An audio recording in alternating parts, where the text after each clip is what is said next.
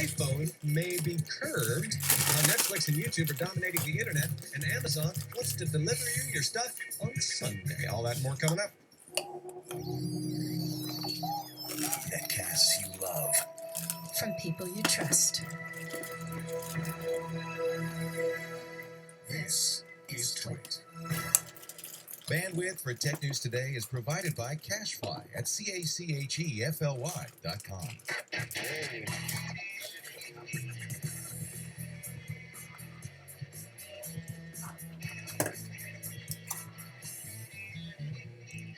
This is Tech News Today for Monday, November 11th, 2013, Veterans Day. Thank you for your service, veterans. Tech News Today is brought to you by TechServe. TechServe assists U.S. businesses of all sizes with their technology needs, including Apple, Avid, Adobe, and HP solutions. Visit techserve.com/TNT and receive a complimentary iPad deployment assessment. And by Squarespace, the all-in-one platform that makes it fast and easy to create your own professional website or online portfolio. For a free trial and 10% off, go to squarespace.com and use offer code TNT11. And by Gazelle, the fast and simple way to sell your used gadgets. Find out what your used iPhone, iPad, and other Apple products are worth at gazelle.com. Welcome to Tech News Today. I'm Tom Merritt. I'm I.S. Akhtar. I'm Jason Howell. Sarah Lane has the day off, but we still got all the greatest tech news for you, starting with the top 10 stories of the day in the news feeds.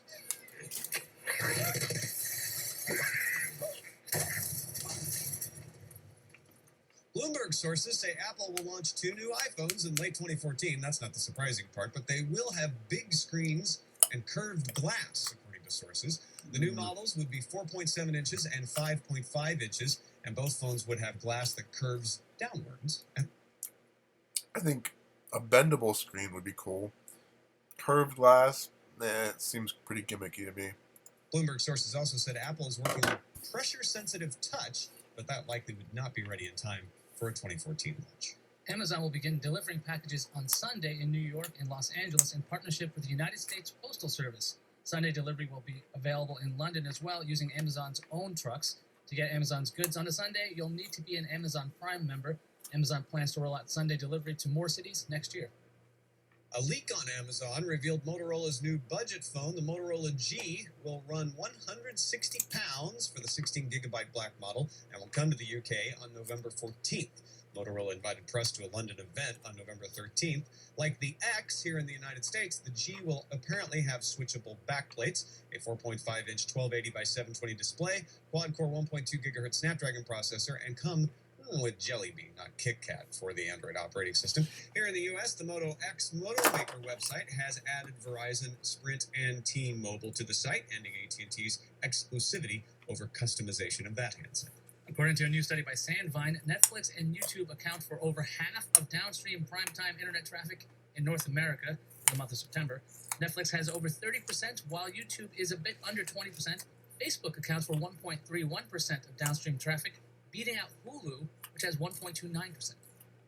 German newspaper Der Spiegel reports the British GCHQ agency uses a quantum insert technique to target employees of 2 global roaming exchange providers. Those are the providers which handle the interchange of vast amounts of mobile internet traffic. GCHQ allegedly used the secret servers to serve spoofed versions of LinkedIn and Slashdot pages that delivered malware to the targets. A similar attack was reported earlier this year to have been used against employees of OPEC.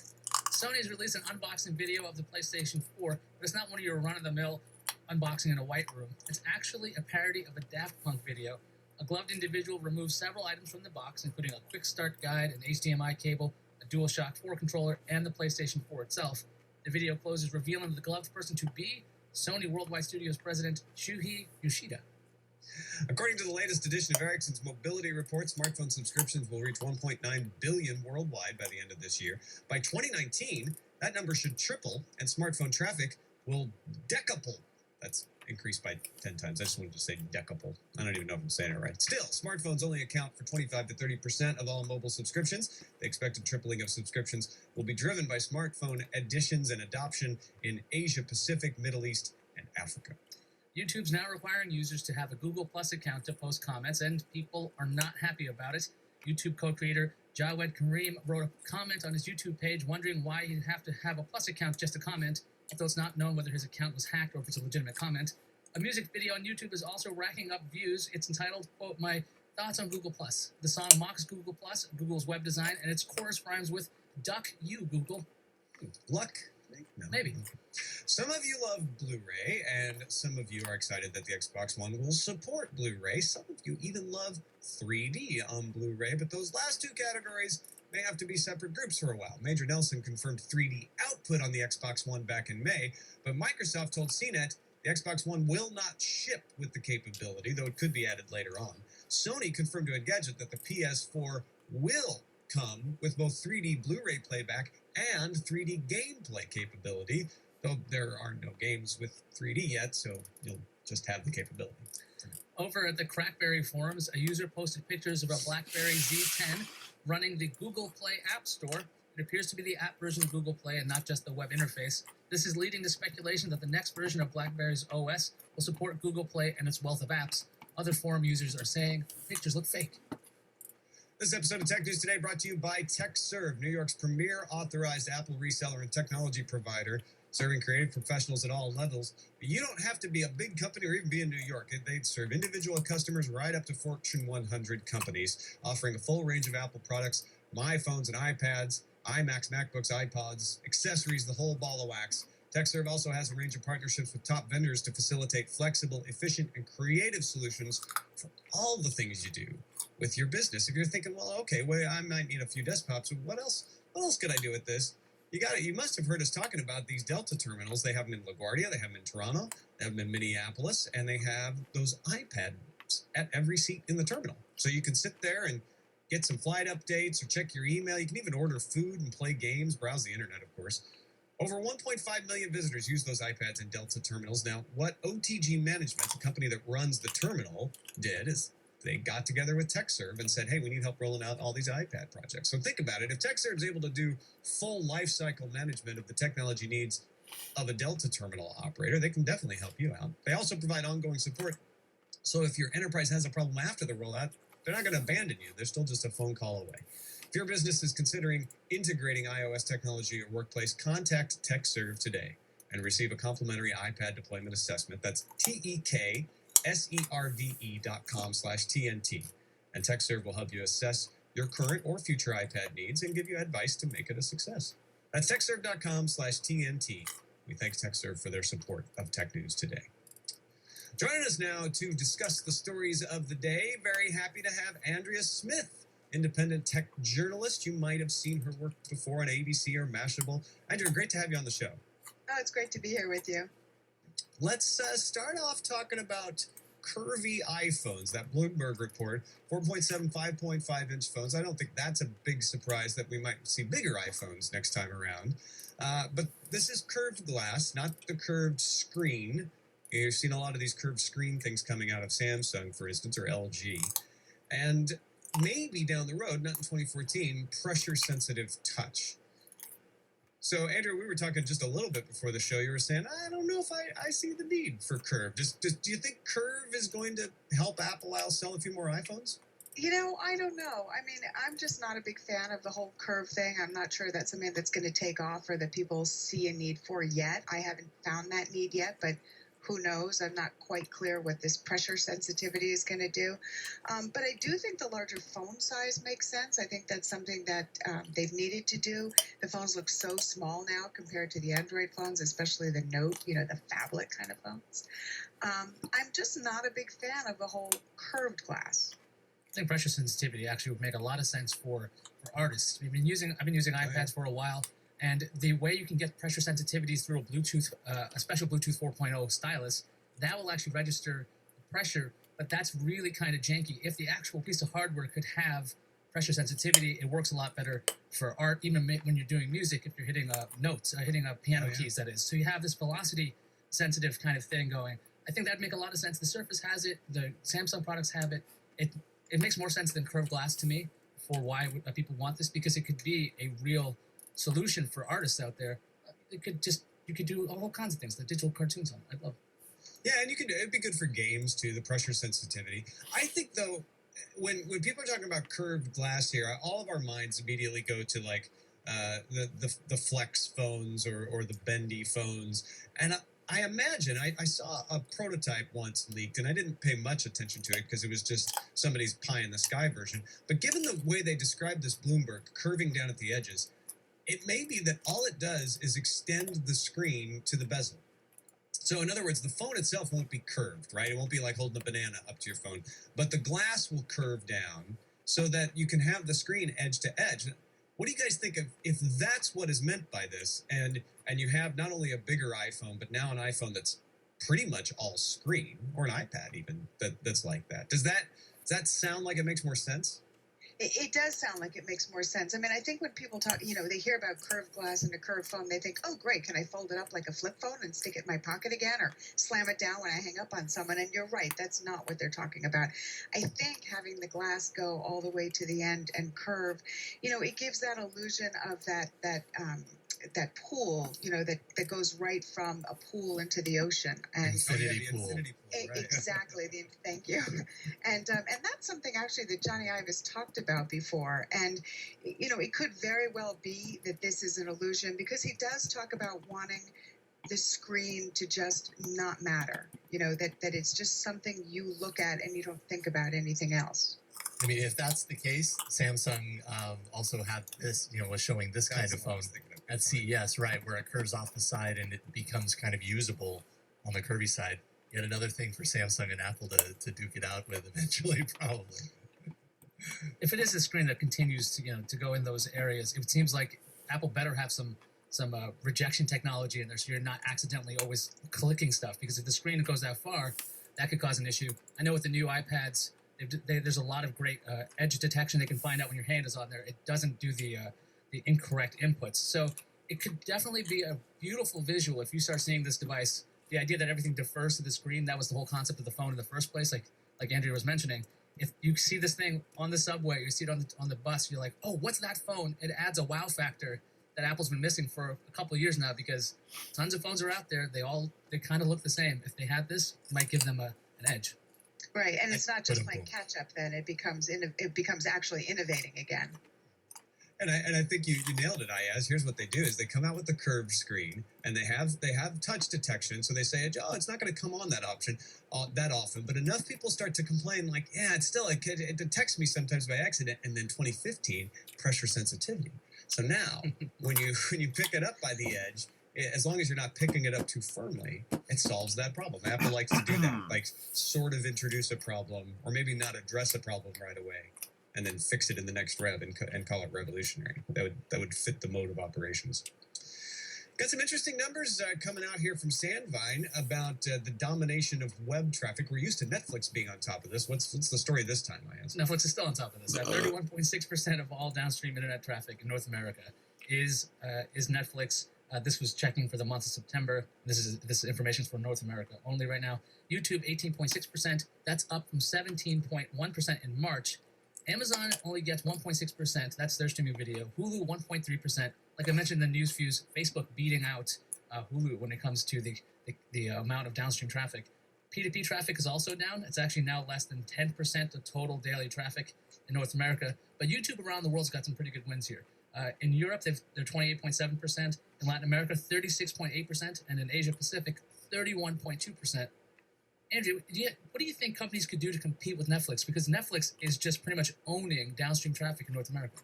Absolutely. They're killing it. It's amazing. I think, obviously, the first thing that people can do is create some of their own content, which is something that we know Amazon is working on. In fact, Alpha House is coming out, one of their new original series, because their offerings aren't really that good. And, it's a way to make people more aware that, A, they exist, that they have content that you can subscribe to as part of Prime, and original content would be great. YouTube, I'm amazed at the numbers there. It's really incredible. Yeah, I think what's happening with YouTube is they're growing their own talent. Their Fine Brothers and PewDiePies and folks like that continue to get bigger, and these channels like Maker Studios are driving that. But they also have that partnership with Vivo, and if you look at the top channels, they're almost always dominated by music artists because of that partnership with Vivo. But it shows that YouTube is gaining popularity as a place to go to watch more than just cat videos, the old cliche. On the other hand, you could say maybe Hulu and Amazon have more efficient algorithms to compress their video, and that's why their numbers are low, but they wouldn't be that much lower than Netflix if that's all it was. I feel like Hulu, they've got broadcast television shows, they've got Criterion Collection movies, they've got a ton of originals. You just never hear about them. I saw a billboard for one the other day. Driving down the road, I was like, I've never heard of that show before. But they don't get any of the buzz because I don't think the broadcast networks want the Hulu originals to be top tier. They want them to be stuff that wouldn't have appeared on broadcast television otherwise. So Hulu needs somebody to be able to do a better job of packaging it, because I think a lot of people look at it as a place where, oh, I can't really catch up, or maybe I can catch up on a few things, and they don't understand the value proposition, because I feel like Hulu should be right in there with Netflix. I agree with you. I was thinking about maybe it's ubiquity, because Netflix is on pretty much every single device you can think of, and then I realized Hulu's pretty much on those same devices. If you think of the Roku, the Xbox, if you think of PlayStation 4, you can get both of them. So why isn't Hulu getting the same kind of traffic when it's on pretty much every box? It could just be about buzz. Amazon, I keep forgetting that they have an instant video service because they do so many crazy things, like that introduction of a Sunday delivery, or if they're going to have a new Kindle Fire. It's kind of strange that potentially their prime. Hulu's original series are pretty terrible. They all suck. Gets lost in the shop. Like, I don't know why they think Hulu's even close to YouTube. And Hulu doesn't even work. Half the time the ads freeze, like it just goes black randomly. YouTube's a much better experience than Hulu, even though YouTube has a bunch of problems lately. Things compared to Netflix or Hulu. Yeah, and the Hulu thing, I mean, I think it's buzz, and I think maybe people just really don't want to spend $10 a month more. You know, if you're not a cord cutter and you are paying cable fees, people don't want to pay more money on top of it. I don't know. And Hulu, sometimes Hulu, like, you have to watch 7 ads to see a 30-minute video. Why would anybody want to watch 7 ads when you can watch 1 on YouTube? Or on YouTube, you can use an ad block. I don't understand why people would use Hulu. Netflix as opposed to Hulu, maybe because Netflix finally has better offerings, but I think that Hulu is not something that's forefront on people's minds when they think about watching exciting programming. I think you're right. I think it's about catching up on broadcast TV shows. Yeah, Netflix has several years head start with their DVD service, and the streaming service even launched a long time before. So I think that's part of the momentum as well. And full disclosure, by the way, as most of the audience knows, my wife works for YouTube. So take anything I say with YouTube with a grain of salt, I guess. But I don't know anything extra on the story than you guys do. Let's move on to Amazon and their Sunday delivery, partnering with the United States Postal Service. Now, some of you out there I know are thinking, wait a minute, I thought the U.S. Postal Service wasn't even going to deliver on Saturday. Now they're going to do Sunday for Amazon. Two separate things. Letter carriers, they were talking about getting rid of on Saturday in the United States. But the United States Postal Service has always done Sunday deliveries in special cases for certain companies if they want a contract. And that's what Amazon's doing. They're the biggest company to ever take advantage of it. But they're saying, yeah, we'd like to do this. U.S. Postal Service says, okay, we can start this right away in L.A. and New York. We've got enough staff for that. We need to do a little retooling if we want to roll it elsewhere. So starting November 17th, if you're in L.A. and New York, you'll see this pop up in your delivery options. It'll say, okay, if you buy today on Friday, it'll deliver on Sunday. They hope by 2014 to have this come into Dallas, Houston, New Orleans, Phoenix, and other places. Those are the ones they mentioned in particular.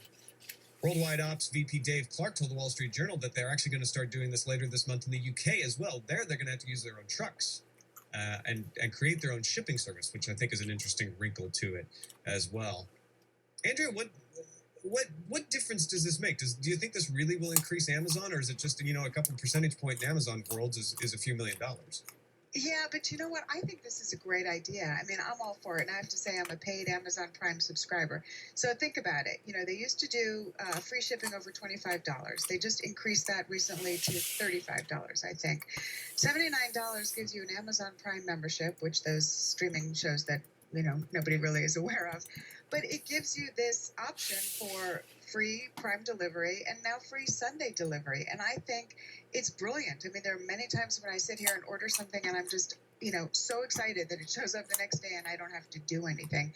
And I think it's a great boon for the post office. I mean, I know that they used to do it with other companies and they've had contracts, but I get FedEx deliveries and UPS deliveries, and it's really great to see some of that money going to the post office as a contract. It's a nice revenue boon for them. I also pay for Amazon Prime, so it makes it a lot easier to buy stuff when you're just like, oh, I pay a little bit extra to get on Amazon. I don't even look for other deals because I know I'm going to get it so quickly. I might research on Amazon and see that way, but it just makes it easier and easier to part with money when it comes to Amazon. Instead of having to go out on a Sunday to go get something, you can have it delivered by Sunday. That's really intriguing. I think they're going to make a killing on this because there's really no. It seems like it's a hassle to go to another site now. When you go to like a buy.com, you got to fill out your information again. It's like, why would I do this? I'll go back to Amazon and get everything in a consistent experience. Yeah, that might be it. I mean, the fact that you have to be an Amazon Prime subscriber means they're not making money off the shipping itself, right? They're not, because that would be one way is to say, oh, well, you can get it on Sunday and people will pay for faster delivery. Then that's not going to happen because Amazon Prime subscribers get the free 2-day delivery, and most of them choose that. Amazon's counting on this being attractive to keep Amazon Prime subscribers coming, and Amazon Prime subscribers obviously make them money. That's why they continue to do the program, and so they say enough people won't buy something on Friday that they would have bought otherwise, and maybe not buy it at all because it won't come until Monday or Tuesday, and that having a Sunday delivery option will swing the tide. I feel like, in my gut that, well, if I'm on Friday and it's 2-day free shipping, I'm going to have it. I'm going to order it anyway. It's just kind of a bummer that it won't come. I'm not sure that it really swings that many sales, but Amazon seems to think it will. Well, I don't know that getting it on Sunday is going to swing that many sales, although I think it's great to do it right before the holiday season. But Sure. I do think that it's that whole idea of, well, it's Friday, I could order it and it will be here by Sunday, or I could make time to go to the mall or wherever I have to go to pick this up and see if I can find it. As a Prime subscriber, it is just so much easier to say it's here, it's coming, it's free shipping. I'm going to go ahead and buy it. And also, Yeah, I had thought about the, obviating the need to leave your house, if you really wanted. Oh, I guess I will go down to the store. That's good.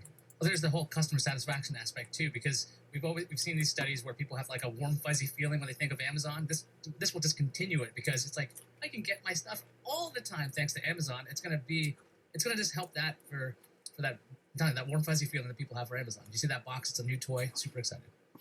And one other thing, a lot of companies are doing away with their free shipping. There's some companies who used to say free shipping over $50 or free shipping if you have our store credit card, and they're doing away with that because they're losing so much money on shipping. Amazon seems to be doing it right, and they figured it out. And so to me, I'd much rather go there, and I know a lot of people who would rather go there, get the free shipping, and get it delivered. Yeah, I guess the only downside I can see is that Amazon once again is dominating and driving more people to fringes of the retail business. But for the moment, as a consumer, I love the idea of being able to get some stuff on Sunday, especially because I happen to live in LA too. Let's take a quick break and thank Squarespace.com, the all-in-one platform that makes it easy to create your own professional website or online portfolio.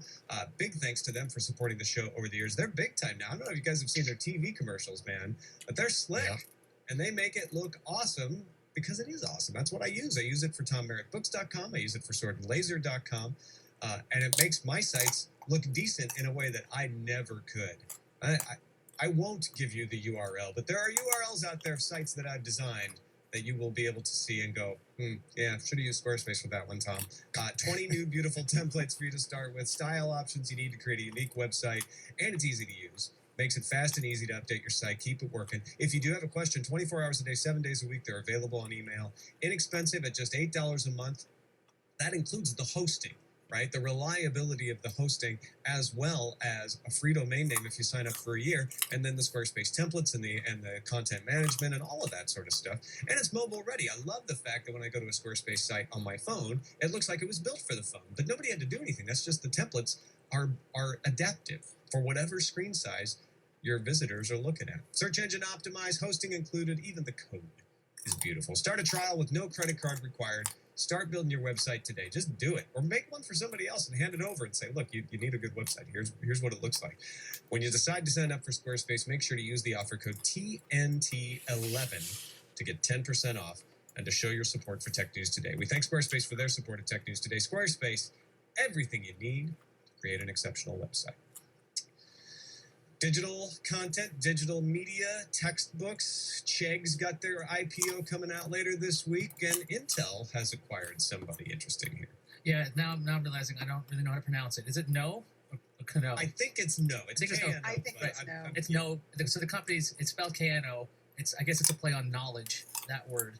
So Intel just bought No, an education software company, and No's apps already can be accessed on iPad, Android, Windows 7, and Windows 8 apps. No's books have additional features for teachers so they can kind of track how the students are going with these actual textbooks. Now, TechCrunch reports that the co-founder of the company and CEO, Osman Rashid, will not be joining Intel, but the rest of the team will be coming to Intel.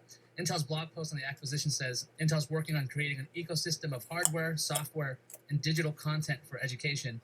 Now, Intel Education already makes a couple of tablets, actually, a 10-inch and 7-inch Android tablets.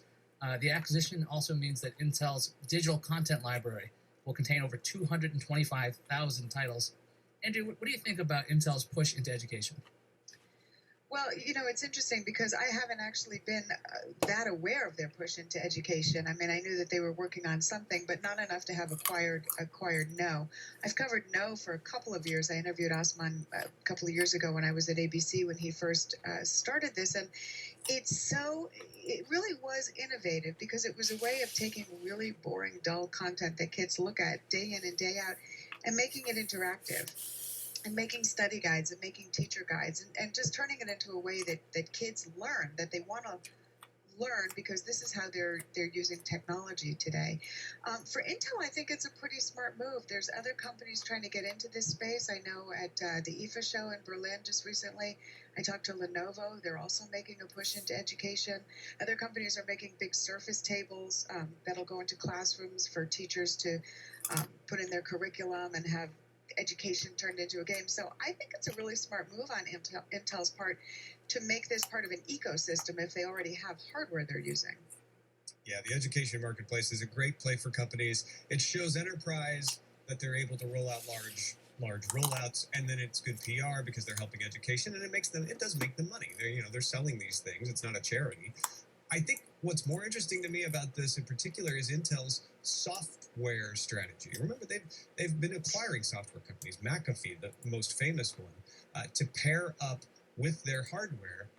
And in light of the fact that we heard these rumors that Intel is getting rid of its media division, the one that's been working on that on-cue set-top box, and possibly either partnering or selling it entirely to Verizon, for them to go out and say, yeah, but education, that makes sense in the strategy. I think Brian Krzanich is really forming up a very enterprise, level-headed, hardware-driven approach to making sure that when the x86 chip eventually finally winds down its sales, which it may, they've got other strong offerings, and I think this is one of them.